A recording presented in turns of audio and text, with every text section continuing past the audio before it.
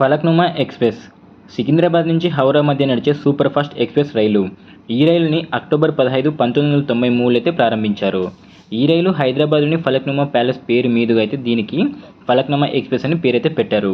ఈ రైలు యొక్క నంబర్ 12703 అలాగే 12704. ఈ రైలు మొత్తం 1545 కిలోమీటర్లయితే ట్రావెల్ చేస్తుంది. దీని ప్రయాణ సమయం 25 గంటల 45 నిమిషాలు. సికింద్రాబాద్ నుంచి హౌరా ప్రయాణించే రైళ్లతో పోలిస్తే ఈ రైలు నల్గొండ, గుంటూరు రైలు మార్గంలో ప్రయాణిస్తూ తక్కువ దూరం గల మార్గంలో ప్రయాణిస్తుంది.